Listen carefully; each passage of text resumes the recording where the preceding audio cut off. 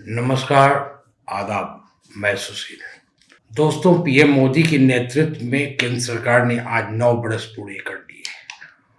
साहब के 9 साल, गुजरातियों के बल्ले बल्ले। ऐसा हम क्यों कह रहे हैं? उसकी वजह है, इन 9 बरस में केंद्र सरकार ने पूरे देश के हर संसाधन को मॉल रूपी बाजार के धंधे में तब्दील कर अपने चहेते गुजरातियों के हाथ में सौंप दिया। चाहे 9 करोड़ 59 लाख उज्ज्वला सिलेंडर का बड़ा बाजार बड़े अंबानी यानी मुकेश अंबानी को सौंपने की बात हो, या बीमा के धंधे, मेट्रो रेल का धंधा और सीमा सुरक्षा के नाम पर हथियारों की खरीद फरोख्त का धंधा छोटे अंबानी यानी अनिल अंबानी को सौंपने की बात हो, या तथाकथित आधारभूत संरचना यानी इंफ्रास्ट्रक्चर के निर्माण यानी रेल, एयरपोर्ट, हाईवे, बिजली निर्माण, बुलेट ट्रेन के धंधे अडानी को सौंपने की लंबी फहरिस्त ही क्यों ना हो। आज केंद्र सरकार ने देश के सभी बड़े अखबारों में अपने जिन 9 उपलब्धियों को गिनाया है, उसमें सबसे पहले उज्ज्वला योजना के तहत 9 करोड़ 59 लाख लोग परिवारों को मुफ्त गैस सिलेंडर देने का जिक्र किया है। आपको बताते चले कि यह योजना 2016 में बलिया जिले से शुरुआत की गई थी। दरअसल इस योजना के तहत सरकार एक गैस सिलेंडर के लिए मुकेश अंबानी की कंपनी को 1600 रुपये देती है, यानी 16,000 करोड़ की राशि सीधे सीधे अंबानी की कंपनी को, और बाद में इस गैस सिलेंडर को रिफिल करवाने वाले भी पैसे मुकेश अंबानी को ही जाएंगे। मगर सरकार ने यह जानकारी नहीं दी कि गैस सिलेंडर को दोबारा कितने परिवारों ने भरवाया।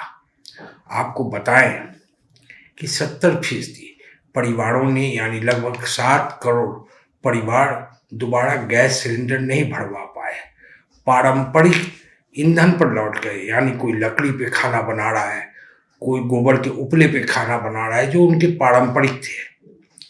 वजह क्या थी? ऐसा नहीं कि लोग सिलेंडर पर खाना नहीं बनाना चाहते, उनकी भी इच्छा है कि हम सिलेंडर पर खाना बनाएं, लेकिन योजना शुरू होने के वक्त गैस सिलेंडर की रेट 425 रुपया थी और अब 1150 रुपया है। हाथ कंगन को आरसी क्या।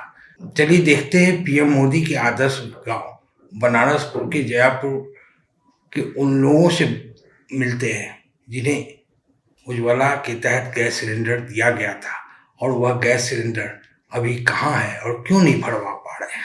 आप मांगे नहीं जो गैस सरकार से? मांगली तब वो ना दिलन। हाँ? मांगली है तब वो ना दिलन है। कहलन कि न मिली, जे पुराना है वो तो पुराना में जे बा वो के मिली। तो 1,000 रुपया भराई लगत, 1,050 रुपया खाली गैस भराई। वो महीना भर ना चलत था, खत्म हो जाता। महीनों ना पूरा हो तो बीचों में खत्म हो जाता। सरकार की 9 उपलब्धियों में दूसरी बड़ी उपलब्धि के तौर पर 80 करोड़ लोगों को 5 किलो राशन देने की योजना का भी जिक्र किया गया है। रिपोर्टर्स कलेक्टिव ने सार्वजनिक तौर पर एक रिपोर्ट जारी कर बताया कि दरअसल मुफ्त में दिया जाने वाला यह 5 किलो फोर्टिफाइड चावल उसको कहते हैं जिसमें कई प्रकार के केमिकल मिलाए जाते हैं। सरकार कहती है कि आपके कुपोषण को रोकने के लिए उसमें B12 विटामिन 12 मिलाया जाता है, आयरन मिलाया जाता है, इस तरह के कई केमिकल मिलाए जाते हैं। बिना किसी रिसर्च और कंसल्टेशन के यह चावल लोगों के लिए हानिकारक तो नहीं है। सरकार ने लोगों को नहीं बताया, या चावल देते समय कोई ऐसी जानकारी चावल जिनको दिया जा रहा है उन तक नहीं पहुंचाया गया। 2021 से 2023 तक 138 लाख टन फोर्टिफाइड चावल पूरे देश में बढ़ चुका है और लोग खा रहे हैं। आप जो चावल देख रहे हैं ये वही चावल है जो सरकार हमें घर में राशन की दुकान के द्वारा हमें, जिनके पास राशन कार्ड है, उनको देती है। आप ये देख रहे हैं ये चावल वही चावल है जो लोग हम खाते हैं, और न जाने कितने लोग खाते होंगे इसको। यानी फोर्टिफाइड चावल के नाम पर विष दिया जा रहा है, जहर दिया जा रहा है। वो कैसे? अगर हमारे बॉडी में आयरन है तो अलग से आयरन युक्त चावल अगर खाते हैं तो हमारे शरीर में दूसरी बीमारियां पैदा हो जाएगी। सरकार ने नहीं बताया। झारखंड के एक जिले में थैलेसीमिया की बीमारी बहुत ज़्यादा है, वहाँ फोर्टिफाइड चावल पहुँच गया और लोग इसे खाते रहे बिना इस जानकारी के कि इससे उनको नुकसान हो सकता है। पीएम मोदी के मन में क्यों आया कि अब फोर्टिफाइड चावल खाया जाए? इसका जवाब नीदरलैंड की कंपनी रॉयल डीएसएम से मिलेगा। आप जो चावल खा रहे हैं 5 केजी जो आपको मिल रहा है मुफ्त में, वह नीदरलैंड की कंपनी रॉयल डीएसएम उपलब्ध करा रही है। आप समझिए हमारे यहाँ चावल का भंडार है, हम अपने यहाँ का चावल क्यों नहीं खिला रहे हैं? क्या वजह है? हमारे गोडाउन में भरे पड़े हैं। जैसा कि सरकार कहती है हम आत्मनिर्भर हो गए हैं, हमें चावल बाहर से मंगाने की कोई ज़रूरत नहीं थी, लेकिन हम नीदरलैंड की कंपनी से क्यों ले रहे हैं? ये बड़ा सवाल है। और जो चावल हम खा रहे हैं उसमें कहीं जहर तो नहीं? सरकार नहीं बताई, क्योंकि सरकार कोई प्रेस कॉन्फ्रेंस नहीं करती है।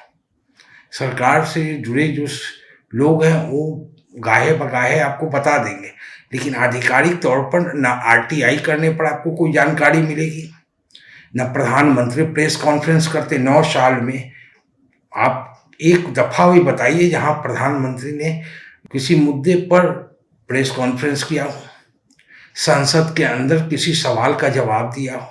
इसलिए यह सवाल तो बनता है कि जो चावल 5 केजी मुफ्त में बांटा जा रहा है 80 करोड़ लोगों में, उनमें कहीं दूसरी बीमारी तो पैदा नहीं हो जाएगा।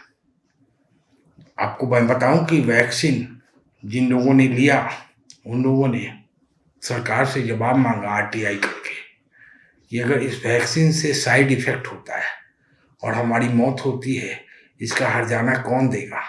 सरकार ने कहा मैं नहीं दूंगा, राज्य सरकार देगी। वैक्सीन का सिलेक्शन केंद्र सरकार कर रही है, कौन सा वैक्सीन आपको लेना है, लेकिन मुआवजा राज्य सरकार देगी। ये बात सुप्रीम कोर्ट में कहा गया। खैर, सरकार की 9 उपलब्धियों में तीसरी बड़ी उपलब्धि के तौर पर इंफ्रास्ट्रक्चर यानी आधारभूत संरचना का जिक्र किया है सरकार ने। दरअसल आम जनता तो सभी के लिए अच्छे स्कूलों, अस्पतालों, सुलभ एवं सस्ते सार्वजनिक यातायात, सफाई की सुविधा, सभी के लिए सुलभ पार्क जैसे बुनियादी ढांचे की मांग और आंदोलन करते नजर आती है।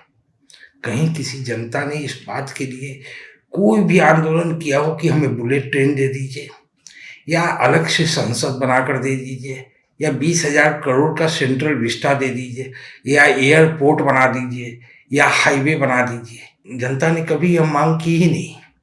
मगर सरकार और पूंजीपति मिलकर एयरपोर्ट, हाईवे, 20,000 करोड़ की central Vista, smart city, elevated road, प्रधानमंत्री हेतु नए शानदार हवाई जहाज की मांग सृजित कर अपने करीबी पूंजीपतियों को उनका ऑर्डर भी दे देती है।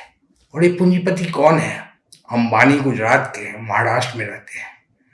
अडानी गुजरात के, धंधा पूरे हिंदुस्तान में करते हैं, हिंदुस्तान के बाहर भी करते हैं। पूंजीपति के लिए मांग भी तैयार, बिक्री भी सुनिश्चित, भुगतान पक्का एवं लाभ दर सुनिश्चित। इससे अधिक और क्या चाहिए? तभी तो हम कह रहे हैं गुजरातियों के बल्ले बल्ले हैं।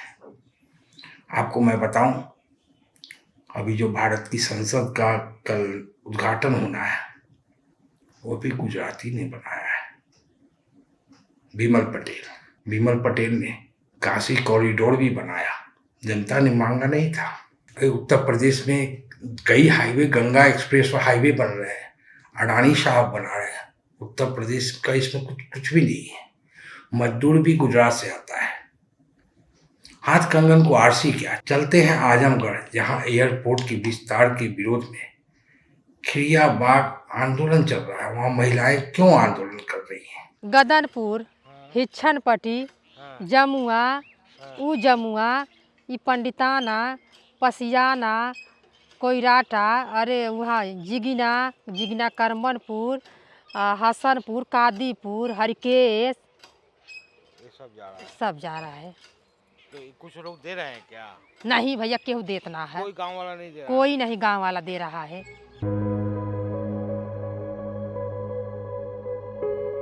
यह उसके खिलाफ एक बड़ा एक संयुक्त मोर्चा है इस पूरे इलाके का, जो 8 गांवों को ही समेटे हुए नहीं है, पूरे आजमगढ़ के तमाम विविध संगठनों, जिसमें संयुक्त किसान मोर्चा भी हम लोग का शामिल है, जिसमें 9 संगठन हैं, ये सारे लोगों को समेट कर और यह जमीन मकान बचाओ आंदोलन यह आंदोलन चल रहा है खिरिया के बाग में। अब चलिए पानीपत के नौलथा गांव, जहां के किसान बता रहे हैं कैसे अडानी कंपनी ने इंफ्रास्ट्रक्चर निर्माण के नाम पर किसानों को ठगा।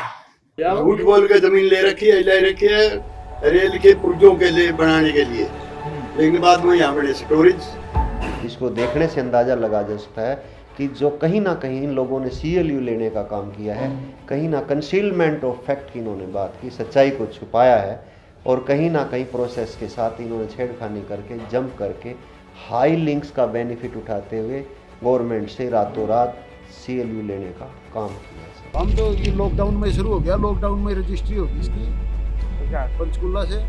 पंचकुला लॉकडाउन में यहाँ से क्या अडानी क्या बना रहे हैं? गोदाम अनाज के लिए, अनाज स्टोर हाउस। ये दोनों साइड ले रखे ना, इधर भी कुछ यहाँ तो है नहीं। अब तक तो पता पर्पज का नहीं पता था ना, किस पर्पज के लिए या लिए। जब इस पर अडानी ग्रुप का बोर्ड ले गया है और इस पर स्टोर हाउसेज, वेयर हाउसेज, जो भी स्टोरेज के लिए उन्होंने बनाना शुरू किया, उसके बाद पता लगा है। सरकार ने इन 9 उपलब्धियों में चौथी बड़ी उपलब्धि के तौर पर बीमा योजना बता रही है। आपको याद होगा कि PM मोदी ने कुंभ में सफाई कर्मचारियों के पैर धोए थे, उनको सम्मानित किया था और उनको बीमा योजना भी प्रदान की थी, उनसे बात भी की थी। इसलिए हम बीमा योजना का जिक्र कर रहे हैं। प्रधानमंत्री जिन 9 योजनाओं, 9 उपलब्धियों का जिक्र कर रहे हैं, उसमें जिन लोगों से वो खुद मिले, वो बीमा योजना के बारे में क्या सोचते हैं। प्रधानमंत्री ने उनसे रोजगार की भी बात की थी। चलिए उन लोगों से ही जानते हैं जिनसे प्रधानमंत्री मिले थे, जिनका प्रधानमंत्री ने पैर धोकर सम्मान दिया था, वो क्या कहते हैं बीमा योजना के बारे में। वो आज के दौर में उनकी रोजगार की हालत क्या है। बीमा नहीं कराइए, वो बीमा एक बीमा होता है, इंश्योरेंस होता है, बीमा का करी बाबूजी, जब 1-1 रुपया नहीं जब आज इधर रहता तो काहे में बीमा करी, बताओ। आज है कमा खा रहे हैं, कल जाएंगे वहाँ तो कुछ 1 रुपया ना रहेंगे तो काहे में जमा करेंगे। बीमा का मतलब जानती हो बीमा क्या होता है? नहीं बाबूजी, इतना पढ़े न लिखे, बाप माता ने पढ़ाई बस ऐसे। अरे बीमा बता रहे हैं बाबूजी कि बनेगा, अब कब का बनता है, कब मिलता है। जब मिलेगा तब जाने कि हाँ ये बीमा है, तो हम क्या जाने कि वो मरने के बाद मिलता है कि जिंदे में मिलता है, कब मिलेगा, क्या मतलब होगा। जब मर जाएंगे तो क्या मतलब, क्या करेंगे उसको। मीडियाबाजी हुआ, लेकिन कुछ नहीं, लाखों मीडियाबाजी हो जाएगी। सही बात है, ये तो हकीकत है। और ड्यूटी से निकाल दिए, और ड्यूटी से निकाल। हाँ यही कई बार मीडिया यही तरह किए। अब बस कुछ ये तो चले गए थे, ये तो चले गए। नहीं, आप तो घर चले गए थे, यहाँ पे काम करके घर चले गए थे। आपको तो कहाँ नौकरी से निकाले? अरे हमारे बच्चे तो निकाल के दिए गए हैं। किस लिए? आप इंटरव्यू दिए इसलिए?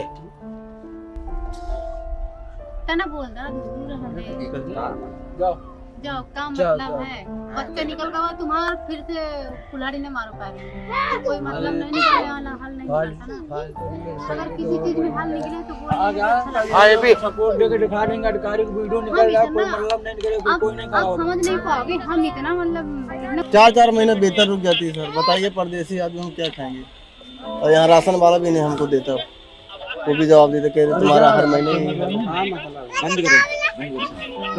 अगर हम कुछ यहाँ पे मीडियाबाजी करते हैं या कुछ मतलब बोलते हैं तो कहते हैं कि तुम लीडर हो। अब इतनी सी बात है, जैसे कह दिए ना, अब अगला आदमी सोचेगा तो बुराई करेगा, तो इन लोगों को भी निकालो ड्यूटी से, मीडियाबाजी कर रहे हैं, बस यही है। इतनी मीडियाबाजी हो चुकी कि DM सर से भी बात हो चुकी, पर आज तक कोई निर्णय नहीं निकला। अभी इन लोगों को प्रशासन का कहना है कि डायरेक्ट कमिश्नर ने निकाला है, और कमिश्नर के पास जाओ तो कह देता जाओ प्रशासन से मिलो। हम चलते चलते शिक्षा के हालात को देख लीजिए। सरकार ने शिक्षा के बजट को कम कर दिया है। गोदी मीडिया यह नहीं बताएगी। गोदी मीडिया तो आज 9 बरस का गान ही करेगी कि 9 बरस की उपलब्धि देखिए। हाईवे आपको दिखाएगी, जिस हाईवे पे आप चल नहीं सकते हैं, बिना टोल दिए आप गुजर नहीं सकते हैं। राफेल दिखाएगी, लेकिन चंदौली का वह स्कूल नहीं दिखाएगी जहां एक प्राइमरी शिक्षक 10वीं कक्षा के छात्रों को भी पढ़ा रहा है। और छात्र क्या पढ़ रहे हैं? छात्र कह रहे हैं हम वैज्ञानिक बनेंगे, और वैज्ञानिक बनकर क्या खोजेंगे? ऐसा बम बनाएंगे कि पूरा चाइना खत्म हो जाएगा। यह है सरकार की 9 सालों की उपलब्धियां।